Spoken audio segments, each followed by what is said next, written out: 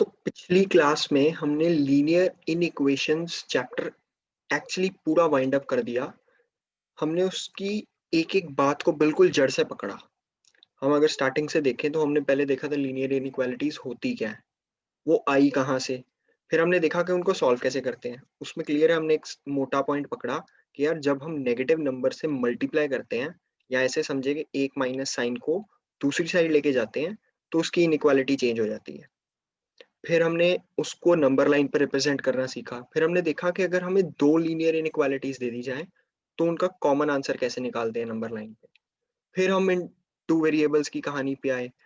फिर उससे पहले हमने मॉड की कहानी देखी, which was actually very important, जो कि मैंने पिछली क्लास में भी डिस्कस की। तो यार एक्चुअली हम लीनियर इनइक्वेशन जो चैप्टर है ना, उसको खत्म कर चुके हैं। अब उसमें मतलब मेरे बताने वाली बात एक्चुअली ज़ीरो है। पर जो आज के लेक्चर का टास्क है ना, वो हमें दिखाएगा कि यार हमारी क्लास 10th की मैथ्स और क्लास 11th की मैथ्स में एक्चुअली क्या फ़र्क है। तो यार वो हमें दिखेगा कि यार जो हम क्लास 10th तक मैथ्स कर रहे थे ना, वो एक्चुअली हम एक फोटोग्राफिक मेमोरी के ऊपर कर रहे थे। फोटोग्राफिक मेमोरी की अगर हम सेंस समझें तो मान लो जैसे क्लास 10th में भी ट्रिग्नोमेट्री और कोऑर्डिनेट ज्योमेट्री है, क्लास 11th में भी एक्चुअली दोनों चैप्टर्स हैं।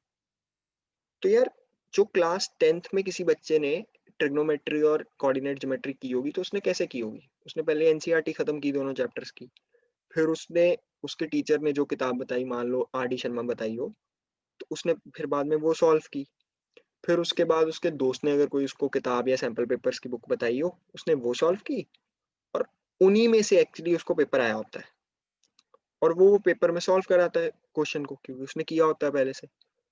तो उसको लगता है कि मुझे टॉपिक आ गया। जो हो सकता है किसी हद तक आया भी हो, पर उसका वो जो क्वेश्चन सॉल्व हुआ होता है ना, वो एक्चुअली इसलिए होता है क्योंकि उसने वो क्वेश्चन पहले भी देखा हुआ है।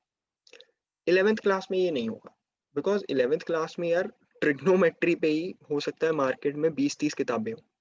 तो क्या यार वो 20-30 किताबें मैंने सॉल्व कर लेनी है? नहीं कर सकता यार, और ना ही मैं करूँगा। मेरा कॉन्फिडेंस क्या होगा कि यार उन 20-30 किताबों में से एट रैंडम कोई भी का किताब उठाओ, उसका सवाल मेरा बिल्कुल अपनी नोन बात से होगा। ये कॉन्फिडेंस बिल्ड होगा। ये कॉन्फिडेंस कैसे बिल्ड होगा? मेरा खुद सवाल कर कर के। तो अब वो प्रोसेस हम पहली बार देखने वाले हैं। तो हो सकता है अभी हम बिल्कुल रिलक्टेंट हो उस चीज़ के लिए, बिल्कुल हमें मन ना हो वो चीज़ करने का। पर आई एम श्योर कि जैसे-जैसे हम 11th क्लास में आगे बढ़ते जाएँगे ना, हमारे को हो सकता है कि इस चीज़ में ही मज़ा आने लग पड़े, कि यार हम खुद सवाल सॉल्व कर सकते हैं। कहीं से भी उठाएँगे, हमारा सवाल सॉल्व होगा।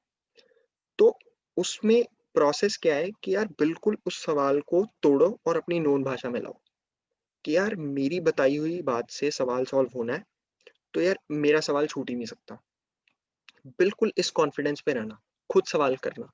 तो जो इस लेक्चर का भी टास्क है ना, वो यही है कि यार लाइन से हमारे सामने क्वेश्चन्स आएँगे, हमने उन क्वेश्चन्स को बिल्कुल पहले वीडियो पॉज़ करके खुद सॉल्व करना है, एंड तक उनका जवाब बनाना है। क्योंकि अब हम सब इतने कैपेबल हैं कि यार हम जवाब खुद बना पाएँगे उनका। क्योंकि मेरे बताने वाली बात इसमें ज़ीरो है। हमने खुद सवाल सॉल्व करना है। हम अड़ेंगे कहाँ? बिल्कुल छोटी-छोटी बातों पे, जो हमने पहले भी देखी होंगी। तो अब हमारा टास्क है कि हम उन पे फिर से ना अड़ें। अगर अड़ते हैं तो this should be the last time. हम उसका सॉल्यूशन देखें और देखें कि यार ऐसी क्या छोटी-सी बात है जो मैं अपने आप से बोलने से रह रहा हूँ। तो बिल्कुल अब लाइन से क्वेश्चन्स आएँगे, उनको देखो और कोशिश करो कि ये खुद से सॉल्व हो पाए। तो यार ये जो क्वेश्चन है हमारे सामने, ये बिल्कुल ही सिंपल क्वेश्चन है। इसका जो स्टेटमेंट है ना, ये तो एक्चुअली बिल्कुल 10th की क्लास से बनता है। तो बिल्कुल कॉमन सेंस से इसकी स्टेटमेंट बनाओ, फिर उसको सॉल्व करना हमें लीनियर इक्वेशन चैप्टर यही तो हमने पढ़ा है पिछले 5 लेक्चर से। तो बिल्कुल उसके एंड पे जाके देखेंगे कि यार इसका जवाब बनाएँ। कोशिश करो ये क्वेश्चन खुद से हो पाए।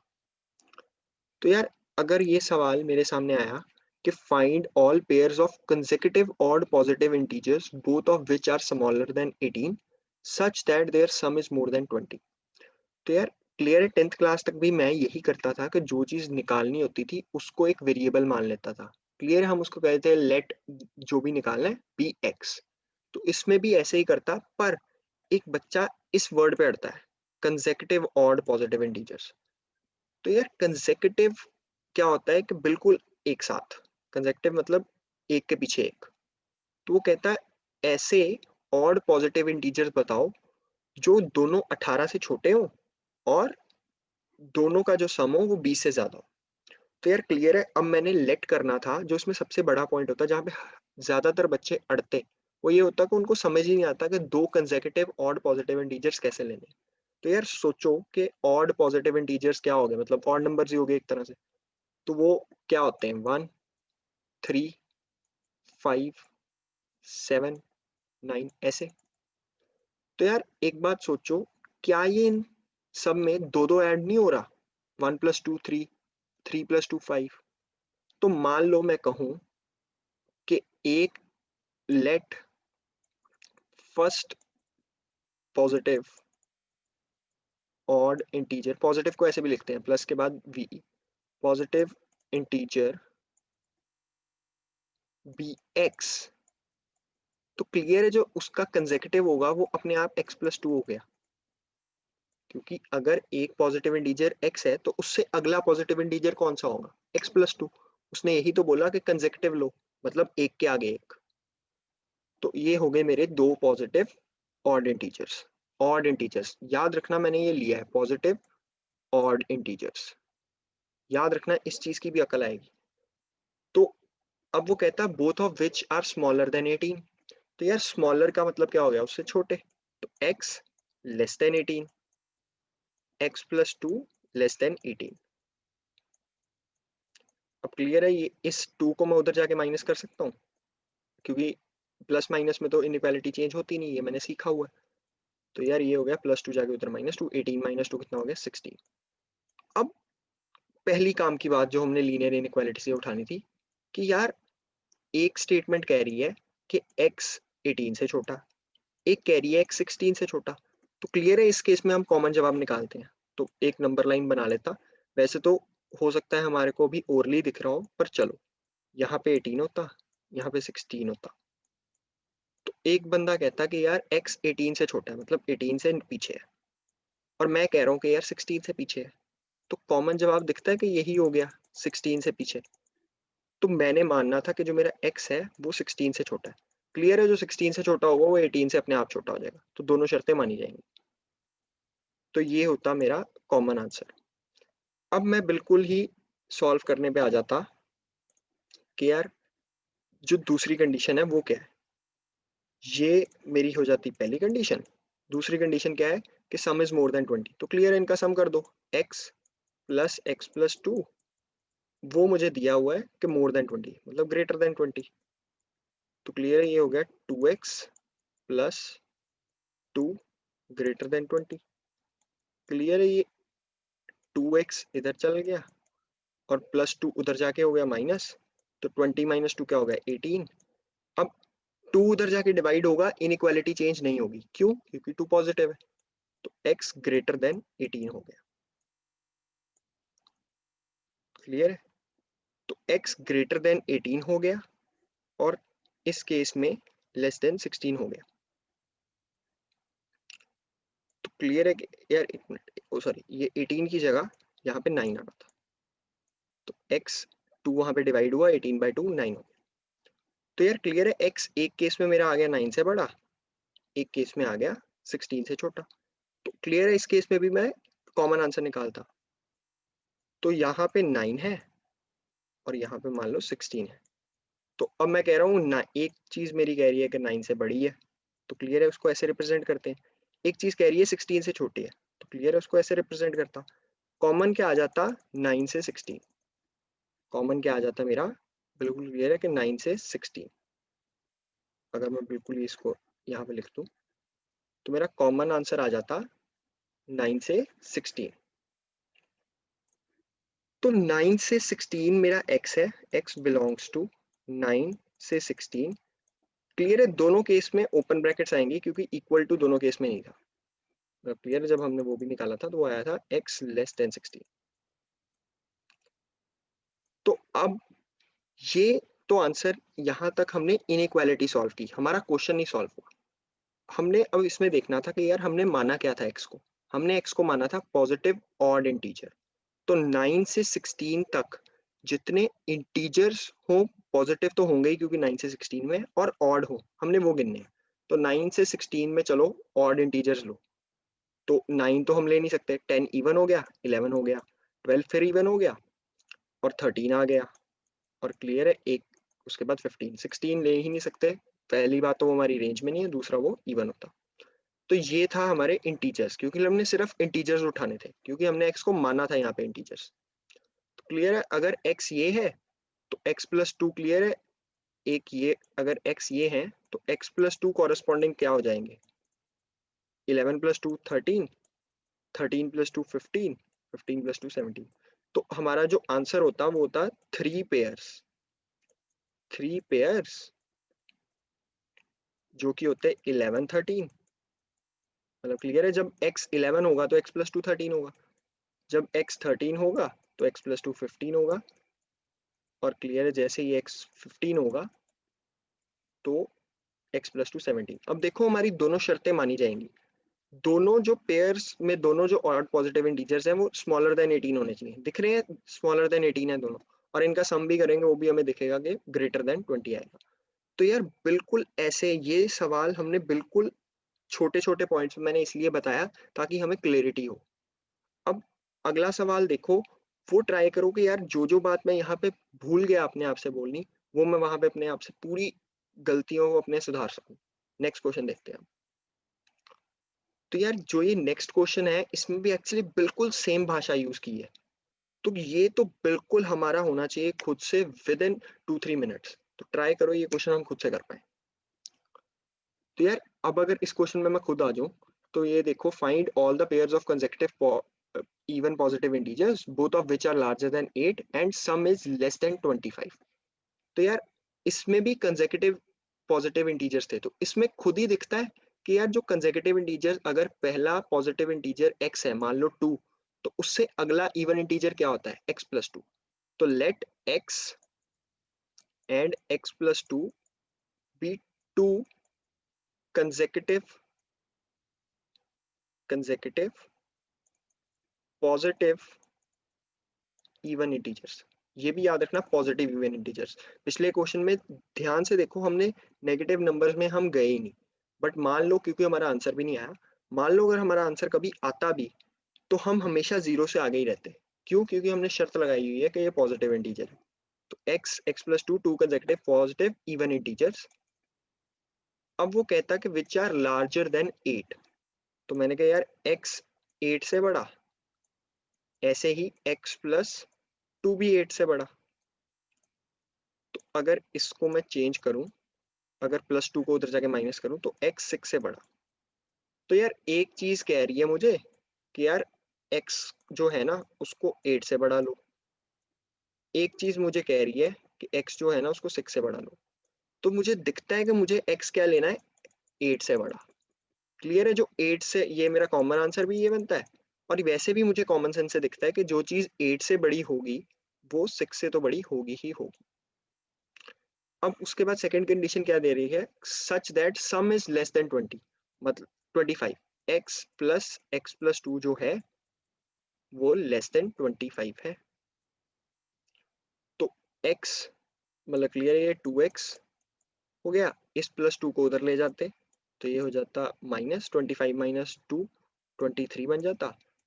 इस टू को उधर डिवाइड कर देते, इन इक्वालिटी साइन फिर चेंज ना होता क्योंकि टू पॉजिटिव है, तो 23/2। अब इसमें अकल की बात क्या यूज होनी थी कि यार एक बच्चा ये कहता कि यार मैं ऊपर मान के आऊं कि x इंटीजर है, तो वो 23/2 से छोटा कोई इंटीजर होगा, कोई इंटीजर। तो ये 23/2 को अगर मैं अपने दिमाग में ही रफली बना लूं तो वो हो जाएगा 11.5। 11.5 से छोटे इंटीजर्स निकालने हैं। Actually x is less than 11.5। तो अब अगर मैं बिल्कुल कॉमन रीजन निकालूं अपनी नंबर लाइन पे, तो दिखता है कि अगर ये नंबर लाइन है, मैंने मान लिया कि मेरा जवाब 8 से बड़ा होगा। ठीक है, एक मेरे पास ये भी आया कि जी 11.5 से, मान लो अगर 11.5 कहीं यहाँ पे है तो जी उससे छोटा भी होगा। तो मैंने कॉमन रीजन निकाला, वो तो ये बन गया। कि 8 से 11.5 में आपका x लाई करेगा, पर x कैसा है? Positive even integer, positive even integer. मैंने ये बात नहीं भूलनी थी। तो जो मेरा x होता उसको मैं लिख लेता 8 से 11.5। क्लियर है? ओपन ब्रैकेट्स क्यों लगाई? क्योंकि इक्वालिटी साइन नहीं था नीचे, ये ओपन ब्रैकेट सही। अब मैंने इन दोनों के बीच में इवन पॉजिटिव इंटीजर्स देखने थे, तो वो क्या होते हैं? क्लियर है? 8 रख नहीं सकते, 9 ऑड हो गया, एक 10 हो गया और एक हो गया, क्लियर है? 10 के बाद तो सीधा 11 आ गया, बट वो ऑड हो जाता। तो क्लियरली x तो सिर्फ 10 वैल्यू ही ले सकता है। क्लियर है? x सिर्फ 10 वैल्यू ले सकता है। मुझे ये पता लगा कि जो मेरा x है वो 8 से लेके 11.5 के बीच बीच में होगा, पर मैंने ऊपर शर्त क्या रखी है कि यार वो पॉजिटिव हो और इवन इंटीजर हो। तो इवन इंटीजर 8 और 11.5 के बीच में मेरे को क्या दिखा? सिर्फ 10। x 10 है तो x प्लस 2 क्या हो जाएगा? क्लियरली 12। तो मेरे पास सिर्फ एक पेयर होगा 10, 12। ये मेरा आंसर होता कि only one such pair exists with given conditions. अब नेक्स्ट देखते हैं। ये क्वेश्चन ना यार एक्चुअली हमारी अक्ल को नेक्स्ट लेवल लेके जाएगा, बिकॉज हमारा दिमाग ना अब हमें ऐसे नाम देख के डरता है। ऐसी स्टेटमेंट देख के एक बार हमारा दिमाग हमें बोलता है कि यार ये क्वेश्चन हमसे शायद ना हो। तो एक्चुअली सिर्फ उसी फियर को तोड़ना मेरा काम है। मेरा काम क्या है कि यार मेरा क्वेश्चन होना चाहिए बिल्कुल मेरी नोन बात से। तो इसको बिल्कुल ट्राई करो कि अपनी नोन भाषा में लेके जा पाओ। सोचो कि यार वो क्या बात करें कि यार अभी तो बिल्कुल हमारे पास एज है कि चैप्टर लीनियर इनइक्वालिटीज चल रहा है, तो हमें ये तो समझ होगी कि यार लीनियर इनइक्वालिटीज लगनी है। तो रिलेटिवली इस टाइम पे ये क्वेश्चन हमारे लिए इजी है। अगर ये क्वेश्चन मैं बिल्कुल फुल सिलेबस टेस्ट के बाद दूं ना, फुल सिलेबस करने के बाद अगर ये हमारे सामने क्वेश्चन आए, तो हो सकता है हम थोड़ा और अड़े, क्योंकि हमें समझ ही नहीं आएगा कि क्या इसमें लीनियर इनइक्वालिटीज लग रही है। पर अभी हमें पूरी समझ है कि इसमें लीनियर इनइक्वालिटीज ही लगनी है, तो ये क्वेश्चन हमसे ब्रेक होना चाहिए। तो ट्राई करो इस क्वेश्चन। तो यार इस क्वेश्चन की स्टेटमेंट अगर हम देखें तो cost and revenue functions are given. मतलब कॉस्ट ऐसे एक्सप्लेन की गई है कि यार कॉस्ट ऐसे है cx और रेवेन्यू ऐसे है rx। दो फंक्शंस दिए हुए हैं जहां पे x उसने दिया हुआ है कि x is the number of items produced. मतलब कि मान लो x अगर एक आइटम प्रोड्यूस की है, अगर x 1 है, तो जो मेरा कॉस्ट है वो है, x को इसमें 1 डाल दूं, 2 इंटू 1 2 प्लस 400, 2 प्लस 400, 402 मेरी कॉस्ट है। ऐसे ही रेवेन्यू, तो वो कहता है where x is the number of items produced, how many items manufacturer must sell to realise some profit. तो यार एक बात सोचो कि प्रॉफिट कैसे बनेगा। प्रॉफिट बनाने के लिए किसी बिजनेसमैन को क्या करना पड़ता है कि वो जितना उससे कमाए, मतलब कि जो कि इस केस में रेवेन्यू हो, वो उसकी कॉस्ट से ज्यादा हो। मतलब क्लियर है? या तो कोई ऐसे सोच ले कि यार जो प्रॉफिट होता है वो एक्चुअली इस केस में पता कैसे लिख सकते हैं हम? रेवेन्यू माइनस कॉस्ट, ऐसे ही होगा। अब मैं चाहता हूं कि यार जो मेरा प्रॉफिट हो ना, मैं कुछ कमाऊं। मतलब क्लियर है? अगर तो रेवेन्यू जो होगा वो कॉस्ट से कम होगा। मतलब मान लो रेवेन्यू मेरा 4 रुपए है और कॉस्ट मेरी 5 रुपए है, तो 4 - 5 -1 हो गया। नेगेटिव नंबर आया तो मैंने ये देखा कि यार मेरा तो ये नुकसान हो रहा है कि जितना मैंने पैसा कमाया उससे ज्यादा तो मैं खर्च कर रहा हूँ पहले ही बनाने में, तो मेरा नुकसान हो गया। मान लो 5 रुपए ही मैं कमाता हूँ किसी प्रोडक्ट से और 5 रुपए का ही मैं वो बनाता हूँ, तो 5 - 5 0, मैंने उससे कुछ कमाया ही नहीं। तो अगर मैं चाहता हूँ कि मैं कुछ कमाऊं, तो यार देखो manufacturer must sell to realise, कितने प्रॉफिट कमाने के लिए कितना बेचे। तो उसके लिए प्रॉफिट कमाने के लिए उसका जो रेवेन्यू होना चाहिए वो उसका कॉस्ट से ज्यादा होना चाहिए। तो इससे बन गई बात, रेवेन्यू ग्रेटर देन कॉस्ट, खत्म सवाल। एक्चुअली ये चीज तोड़ना वाज द टास्क। उसके बाद क्वेश्चन बिल्कुल बेकार था। तो क्लियरली अब मैं रेवेन्यू को लिख लेता। रेवेन्यू मेरे पास दिया हुआ है आर एक्स, जो कि क्या है 6x प्लस 20, और जो मेरा आर एक्स है सी एक्स है, वो क्लियर कॉस्ट है वो सी एक्स दी हुई है, वो है 2x प्लस 400। बिल्कुल बेकार क्वेश्चन बन गया इसके बाद, सिर्फ ये चीज पकड़ना वाज द टास्क। अब क्लियर है, 2x को इधर फेंको, वो हो गया 6x माइनस 2x,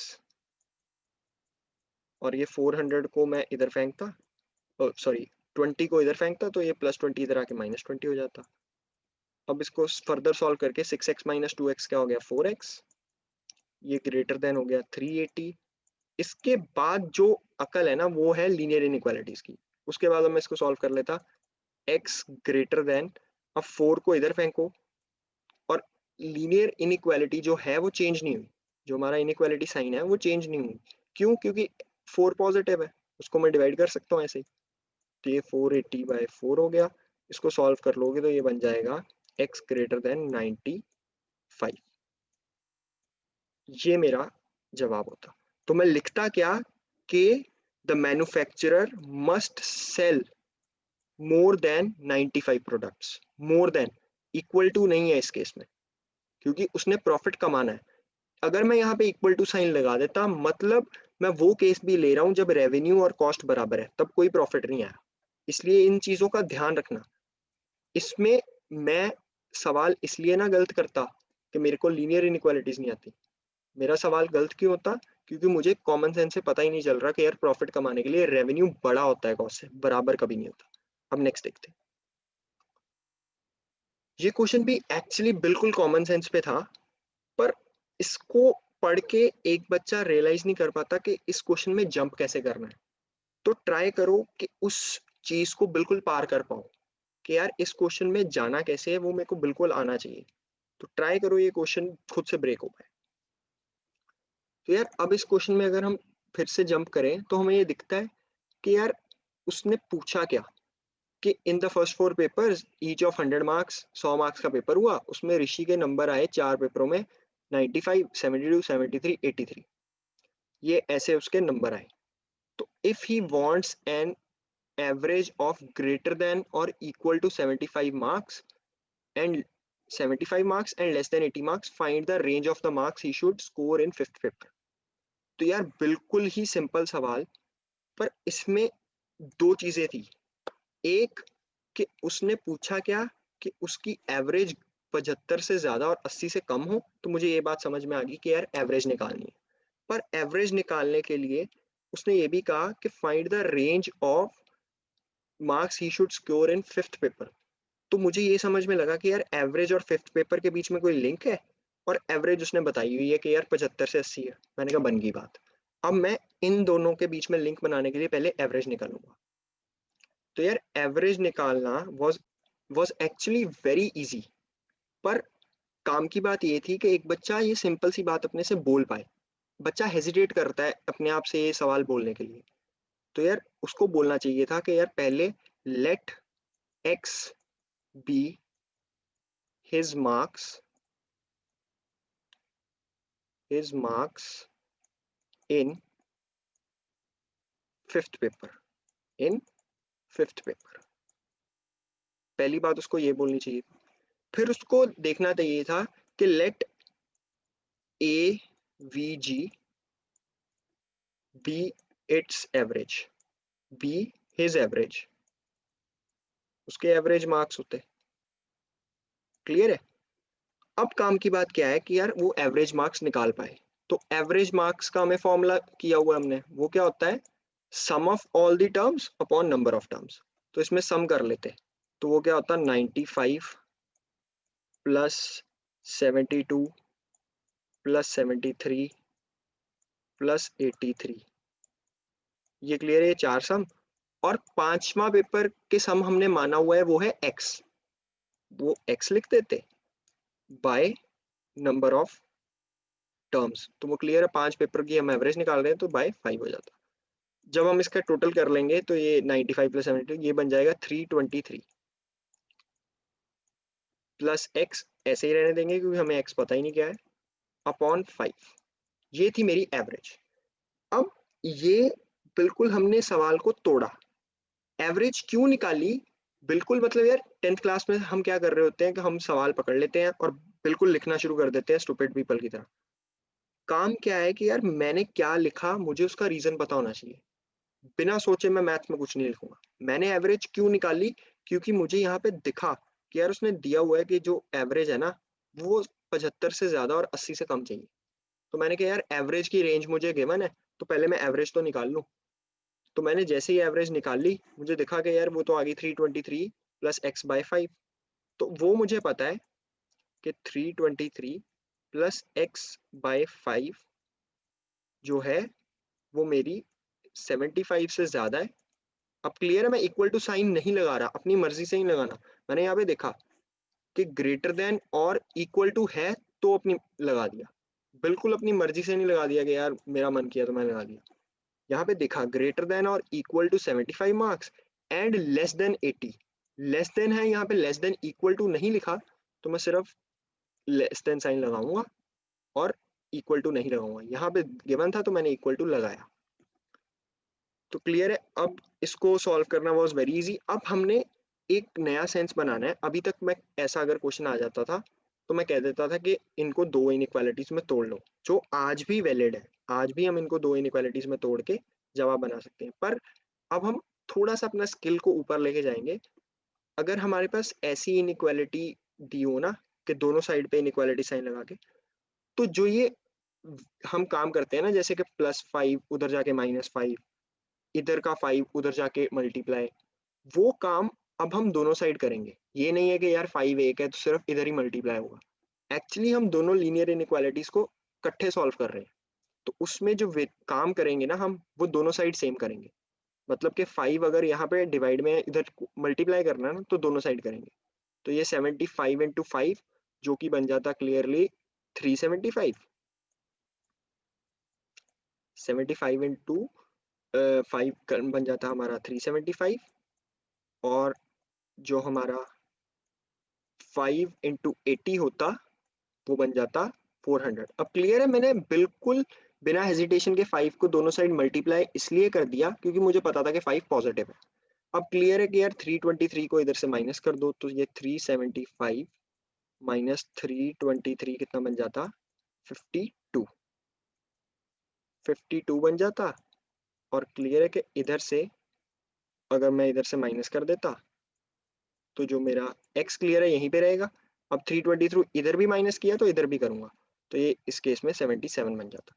क्लियर है, यहाँ पे मैंने यार गलती कर दी, यहाँ पे इक्वल टू साइन नहीं आना नीचे, यहाँ पे सिर्फ लेस देन साइन आना है। तो जो मेरा x की रेंज आती वो आ जाता x बिलोंग्स टू 52, 77। इस केस में 52 पे क्लोज ब्रैकेट होती, 77 पे ओपन ब्रैकेट। जो बच्चा गलत करता वो 77 पे अपनी मर्जी से ही क्लोज ब्रैकेट लगा देता, जो कि इस केस में नहीं होना था। क्यों? क्योंकि इस केस में यहाँ पे इक्वल टू साइन था पर यहाँ पे सिर्फ लेस देन था। तो इस चीज का ध्यान रखना था। अदरवाइज इस क्वेश्चन में जो ये ट्रिक थी वो सिर्फ था कि एक बच्चा मार्क्स को लेट कर ले, उसके बाद उन मार्क्स को एवरेज में यूज कर पाए। उसके बाद this question was very easy. अब नेक्स्ट देखते हैं। ये क्वेश्चन एक्चुअली हमारे को स्कूल के पेपर में बहुत बार दिखेगा। तो काफी बच्चों को आदत होती है इस क्वेश्चन को रट्टा लगाने की। पर यार ट्राई करो इस क्वेश्चन को बिल्कुल ना उसकी जड़ से पकड़ो। कई बच्चे इसको बिल्कुल केमिस्ट्री के थ्रू भी सॉल्व कर देते हैं तो which is actually their intelligence. तो उसमें भी कोई ट्रबल नहीं है। पर अभी हमें सिर्फ मैथ्स के थ्रू करना है ये क्वेश्चन सॉल्व। तो उसको मैथ्स के थ्रू पढ़ने की तो बिल्कुल अकल हमें होनी चाहिए। केमिस्ट्री के थ्रू अगर हम कर पा रहे हैं तो वो हमारा एज है दूसरे बच्चों पे, पर मैथ्स के थ्रू तो हमें करना ही करना है। तो कोशिश करो इस क्वेश्चन को खुद से ब्रेक कर पाओ। तो यार इस क्वेश्चन में जो अकेली ट्रबल आती ना किसी बच्चे को वो ये होती कि यार वो इस लैंग्वेज को अपने से बोल ही नहीं पा रहा होता। तो बिल्कुल इस क्वेश्चन को हम ट्राई करें कि यार एंड टू एंड देख पाए। तो देखें कि एक मैन्युफैक्चर है 600 litres of 12% acid of 12% solution of acid. कि यार मतलब 600 लीटर कोई सोल्यूशन है उसमें 12% एसिड है। कौन सा 12%? जितना सोल्यूशन है उसका 12%। तो कहता how many litres of 30% acid solution must be added, 30% acid solution must be added to it so that the acid content in the resulting mixture will be more than 15% but less than 18%। तो ठीक है। अब सोचो कि यार late, मतलब clear है, बिल्कुल जो हमने निकालना है हाउ मेनी लीटर्स, तो मैंने मान ही लिया। मैं कहा let x litres of acid solution, x litres of acid solution of 30% acid solution, मतलब क्लियर है यार, यहाँ पे है ना 30% acid solution is added, let x liters of 30% acid solution is added to 600 liters 600 liters of 12% acid solution। अब एक बात सोचो कि यार अगर x litres of 30% acid solution को मैं 600 लीटर्स में डाल दूं, तो जो टोटल सोल्यूशन है वो कितना हो गया? 600 plus x litres. Total total volume of solution कितनी हो गई? टोटल वॉल्यूम ऑफ सोल्यूशन हो गई 600 प्लस x लीटर्स। क्लियर है? लीटर्स को कैपिटल एल से हम लिख देते हैं। अब काम की बात है, वो कहता कि acid content in the resulting mixture will not should not be more than 15% but less than 18 more than 15% but less than 18%। तो ठीक है, तो जो मेरा एसिड कंटेंट होगा नए सोल्यूशन में, वो दोनों के एसिड कंटेंट का ऐड करके आएगा, तो टोटल एसिड कितना हो जाएगा? टोटल एसिड कितना हो जाएगा? वो हो जाएगा 12% ऑफ 600, मतलब कि 12% of 600 plus 30% of x litres. Clear है? मैंने उस जो 30% एसिड सोल्यूशन था उसके एक्स लीटर्स लिए, तो 30% ऑफ एक्स। तो क्लियर है? अब अगर इसको सॉल्व कर लो तो ये बन जाता 12 इंटू 672 प्लस एक जीरो काट दो, चलो अभी रहने ही दो क्योंकि हमारी यूज हो जाएगी कहीं पे, तो 30/100x। ये मैंने क्यों नहीं काटी ये भी हमें समझ में आएगा अभी जैसे जैसे कैलकुलेशन होगी। तो ये था मेरा टोटल एसिड कंटेंट। अब वो कहता कि यार ये एसिड कंटेंट 15% से ज्यादा हो पर 18% से कम। किसका 15% और किसका 18%, ये एक ट्रिक थी। तो यार क्लियर है कि जो रिजल्टिंग मिक्सचर था ना, ये उसी के 15% और 18% की बात हो रही थी, क्योंकि एसिड कंटेंट जो हम रिजल्टिंग मिक्सचर का देखेंगे ना, तो रिजल्टिंग मिक्सचर जो था वो 15% ऑफ जो रिजल्टिंग मिक्सचर जो कि 600 प्लस एक्स होता, लेस देन मतलब क्लियर है, ये हो जाता 72 प्लस 30x/100 और 18% ऑफ 600 प्लस एक्स। या फिर इसको ऐसे कर लेते, या अब एक बात सोचो, अगर ये हम सोचे कि टोटल एसिड कंटेंट तो ये है, तो टोटल टोटल एसिड कंटेंट नहीं, एक्चुअली ये टोटल एसिड है, तो एसिड परसेंटेज क्या होती है? मतलब अगर हम किसी चीज की परसेंटेज निकालते हैं तो भी हमें क्लियर है कि वो चीज अपॉन टोटल इनटू 100 होती है। तो एक तो तरीका लीनियर इनइक्वालिटी बनाने का ये था, एक तरीका ये होता कि मैं एसिड परसेंटेज ही निकाल लेता। वो कैसे निकालता है? एसिड जो कि हमने निकाला था 72 plus 30 upon 100 x upon total. Total क्या था? 600 plus x, 600 plus x into 100। ये मेरा टोटल एसिड कंटेंट बन जाता, एसिड परसेंटेज एक्चुअली। तो ये क्या बन जाता? Acid percentage. अब इसको सॉल्व करके जो भी ये बनता 72 प्लस 30 मतलब क्लियर है, अगर मैं इस 100 को इधर मल्टीप्लाई कर दूँ ये 100 को काटने के लिए, तो ये क्लियरली सॉल्व होके हमारे पास बन जाता 7200 प्लस ये 100 इसके साथ भी मल्टीप्लाई होगा एक्चुअली, और इसके साथ भी। तो ये 7200, ये 100 जब इसके साथ मल्टीप्लाई होता तो ये कट जाता, ये हो जाता 30x अपॉन 600 प्लस x। ये हमारी परसेंटेज बन जाती। ये हमें उसने गिवन थी कि 15 से ज्यादा होनी चाहिए और 18 से कम। अब आती है एक काम की बात। अब एक बच्चा इस चीज में घबरा जाता है कि 600 प्लस x नीचे गिवन है, अब मैं इसको इधर मल्टीप्लाई करना है और इधर भी मल्टीप्लाई तो करना है सॉल्व करने के लिए। अब वो कंफ्यूज होता है कि यार x तो मुझे पता नहीं है क्या है, तो मैं इसको प्लस इनइक्वालिटी को चेंज करूं कि ना करूं, क्योंकि मेरे पास श्योरिटी नहीं है कि 600 प्लस x पॉजिटिव है कि नेगेटिव। पर एक बात सोचो कि मैंने यहाँ पे x लिया क्या, कि let x litres of acid. तो x लीटर्स क्लियर है वो पॉजिटिव लीटर्स ही होंगे, मतलब क्लियर है, यहाँ मैं बिल्कुल नहीं डालूंगा, पर इस केस में तो डालना ही है, तो जीरो तो है नहीं, तो कुछ लीटर तो डालूंगा ना, 0.1 लीटर 0.2 लीटर, तो एक्चुअली पॉजिटिव ही होगा एक्स हर केस में। तो 600 भी पॉजिटिव, एक्स भी पॉजिटिव, तो 600 प्लस एक्स हर केस में पॉजिटिव होता। तो इसको मैं बिना किसी हेजिटेशन के दोनों साइड मल्टीप्लाई कर सकता था। तो ये क्या हो जाता, 15 इंटू 600 प्लस एक्स। क्लियर है, अब यहाँ पे 7200 ऐसे ही रहता, प्लस 30x, और क्लियर है कि यहाँ पे 18 जो होता उसके साथ भी 600 प्लस x मल्टीप्लाई हो जाता। इन इक्वालिटी को फर्क नहीं पड़ता क्योंकि x भी पॉजिटिव 600 भी पॉजिटिव, तो ये पूरा कंप्लीट नीचे पॉजिटिव ही था। अब उसके बाद देखो तो सिंपली मल्टीप्लाई करना था, तो ये क्लियर है, ये हमारा हो जाता 9000 प्लस 15x, 15 को अंदर जाके जब मैं मल्टीप्लाई करता, प्लस 7200 प्लस 30x,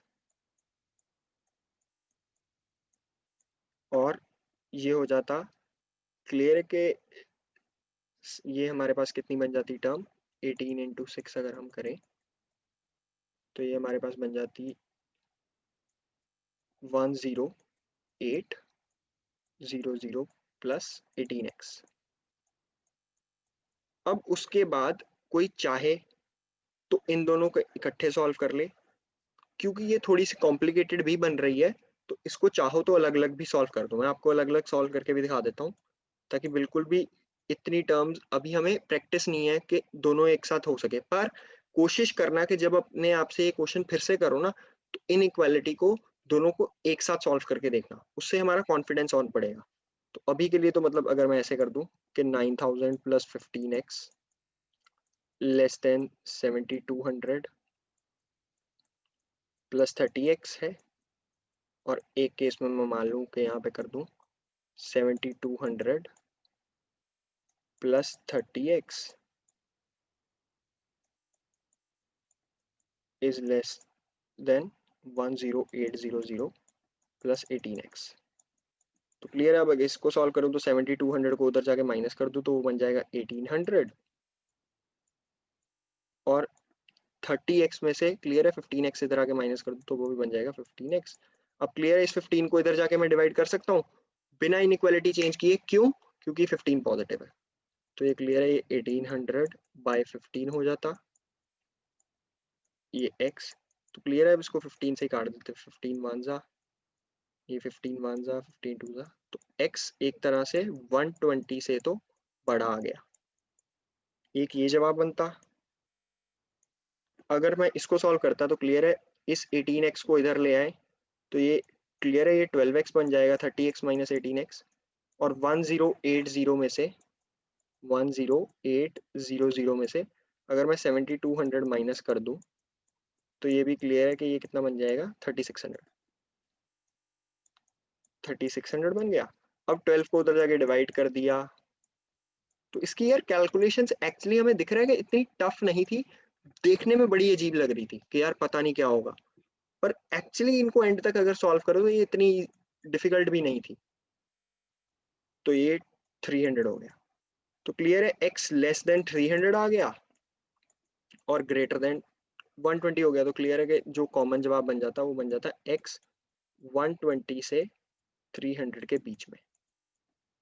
तो actually this was the answer. Clear है, x 120 से 300 लीटर्स के बीच में होना चाहिए।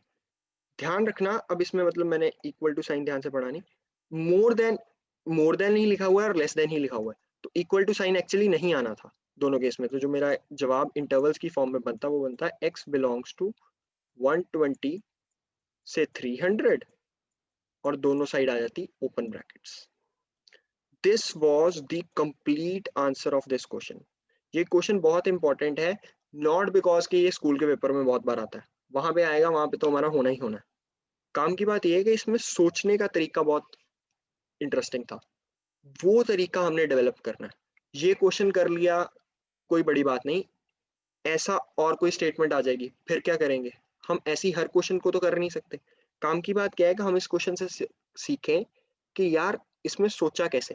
मतलब क्लियर है, इसमें मैंने देखा कि मैन्युफैक्चर है 600 litres of 12% acid and how many 30% acid solution should be added. तो मैंने कहा यार let x liters of acid solution, 30% acid solution is added to 600 liters of 12% acid। तो मैंने कहा टोटल सोल्यूशन कितना बन गया, 600 लीटर्स पहले दे रखा था, टोटल हो गया 600 प्लस x। फिर मैंने कहा टोटल एसिड कितना हो गया, तो पहले तो 12% एसिड सोल्यूशन था ही 600 लीटर, तो मैंने कहा यार पहले 12% ऑफ 600 तो निकालो, वो कितना आ गया 72 लीटर्स। और क्लियर है, जो बाद में मैंने x लीटर्स डाला तो वो 30% था, तो 30% इंटू एक्स। फिर उसके बाद मैंने कहा कि अगर किसी ने यहीं से बनानी है इनइक्वालिटी, तो वो यहाँ से भी बना सकता है। वो कैसे? वो कहता है कि यार ये एसिड कंटेंट है, उसने दे रखा है कि यार जो टोटल मिक्सचर में एसिड कंटेंट होना चाहिए वो 15% से ज्यादा होना चाहिए और 18% से कम। तो मैं टोटल मिक्सचर का एक्चुअली एसिड कंटेंट ही निकाल देता। कैसे निकाल देता? 15% of total mixture 600 plus x litre, यहाँ पे हमने निकाला था, ऐसे ही मैं निकाल देता 18%। और ध्यान से देखो तो ये दिखता है कि 600 प्लस एक्स ही नीचे लिखा हुआ है एक्चुअली, तो इनइक्वालिटी सेम ही रही। अगर इस इनइक्वालिटी से भी कोई सॉल्व करके देखेगा तो आंसर उसका भी सेम ही आएगा।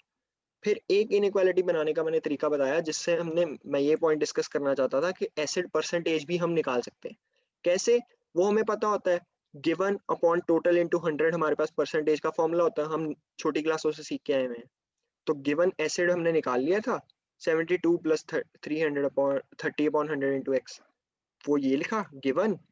टोटल हमें पता था 600 प्लस एक्स इंटू 100, ये हमारे पास एसिड परसेंटेज आ गई।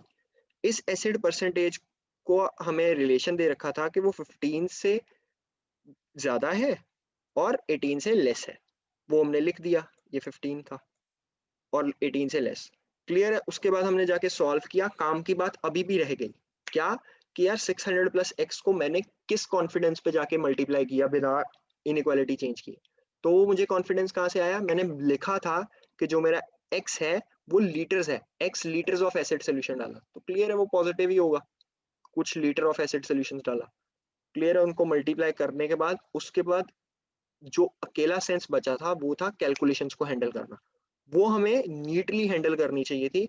बिल्कुल क्लियर है, अगर किसी को प्रॉब्लम होती कि दो इनइक्वालिटीज को सही से सॉल्व करने में, मान लो मुझसे नहीं हुई, तो हम इसको अलग अलग करके भी कर सकते हैं, उस चीज में बिल्कुल पैनिक नहीं होना। सवाल का जवाब तो एंड तक बनाना ही बनाना है, पर अब ट्राई करना कि इन दो इनइक्वालिटीज को ना एक साथ सॉल्व कर पाओ, उससे हमारी बिल्कुल सेंस खुलती है। और इस चैप्टर में नहीं हो पाए तो मेरे को कमेंट सेक्शन में बताओ कि यार हमसे नहीं हो पाई, आई विल हेल्प यू कि यार ये दोनों कैसे सॉल्व की जाती हैं इकट्ठे। तो अब जो हमारा एंड में आंसर आ गया वो हमने लिख दिया, ओपन ब्रैकेट्स के साथ लिखा क्योंकि इक्वालिटी साइन नहीं था। तो एक्चुअली यार आज की क्लास में हमें दिखता है कि यार वर्ड प्रॉब्लम्स इस चीज से इंटरेस्टिंग नहीं थी कि यार इसमें लीनियर इनइक्वालिटी यूज होनी है। इंटरेस्टिंग इस चीज से थी कि यार हमारी कॉमन सेंस कैसे कैसे हिट हुई। तो कोशिश करो, अब जितने भी क्वेश्चंस डिस्कस किए हैं ना, बिल्कुल वीडियो की स्टार्टिंग में जाके इस वीडियो में सारे क्वेश्चन फिर से करो। और अब तो एक बार हम देख चुके हैं, अब तो बिल्कुल हमारी गलती होने की कोई चांस ही नहीं है। बिल्कुल ये क्वेश्चंस एंड तक फिर से सॉल्व करो तो हमारी अकल बनेगी। अपने आप से बोलो इन क्वेश्चंस को कि यार इसमें ऐसा क्यों किया, ऐसा क्यों नहीं किया। क्यों मैंने दो जैसे मान लो ये पेयर हो, तो इसमें आंसर 8 से 11.5 था, मैं 10 तक कैसे पहुंचा? ये चीजें अपने आप को बोलो। एक पेयर ही क्यों आया? फिर जैसे ये क्वेश्चन था रेवेन्यू प्रॉफिट वाला, ये बहुत काम का सवाल था। नॉट बिकॉज के इसमें इनइक्वालिटी दिखता है यार, इनइक्वालिटी इसमें टास्क ही नहीं है। इनइक्वालिटी सॉल्व करना चुटकियों का खेल था। काम की बात क्या थी कि कोई ये नहीं बता पाता कि यार रेवेन्यू माइनस कॉस्ट की क्या सीन होगा, तो वो काम की बात थी। उसके बाद ये एवरेज वाला क्वेश्चन भी बहुत इंपॉर्टेंट था। जस्ट इसमें भी दिखता है कि यार इनइक्वालिटी कितनी सिंपल थी। हम तो कहाँ मॉड वाले क्वेश्चन कराए हैं यार, तो ये इनइक्वालिटी तो हमारे सामने कुछ भी नहीं है। काम की बात क्या थी कि यार मैं स्टेटमेंट को पढ़ पाऊँ, इस स्टेटमेंट को बिल्कुल इंटरप्रेट कर पाऊँ कि यार ये चीज़ कहना क्या चाह रही है मेरे से। उसके बाद अगर हम एक क्वेश्चन ये वाला, तो ये बहुत इंपॉर्टेंट क्वेश्चन है, ये स्कूल के पेपर में हमें बिल्कुल एज इट इज भी दिख सकता है, सेम स्टेटमेंट्स के साथ, सेम नंबर्स के साथ। तो कोशिश करो, बिल्कुल इस सीन में मत जाओ कि यार मैंने स्कूल का पेपर निकालना है, इस क्वेश्चन का मैं रट्टा लगा लूं। कुछ नहीं होगा हमारा। काम की बात यह है कि मुझे समझ में आए कि इस क्वेश्चन को अपने आप से बोलना कैसे है। तो आज की क्लास से हमारा जो लीनियर इनइक्वालिटीज चैप्टर है ना, ये एक्चुअली फॉर्मली खत्म हो गया। और मतलब खत्म नहीं हुआ, हमारे लिए एक्चुअली खुल गया। अब जो मेरे सामने लीनियर इनइक्वालिटीज का कोई भी क्वेश्चन आए, मेरा होना चाहिए खुद से, मेरी नोन बात से। तो अब इसके कुछ क्वेश्चंस खुद से सॉल्व करो। नए नहीं भी करोगे, जितने मैंने अपने वीडियो लेक्चर्स में बताए हैं, अगर वही क्वेश्चंस की बिल्कुल थोड़ा अंडरस्टैंडिंग होगी ना कि यार इन क्वेश्चंस को सॉल्व कैसे किया, इनमें लॉजिक क्या लगाया, तो आई कैन गारंटी कि हमारे सामने कोई भी क्वेश्चन आए हमारा खुद से सॉल्व होगा। तो आज से हमारा इस टॉपिक बिल्कुल हमारे लिए ओपन है। अब इसके क्वेश्चंस प्रैक्टिस करो।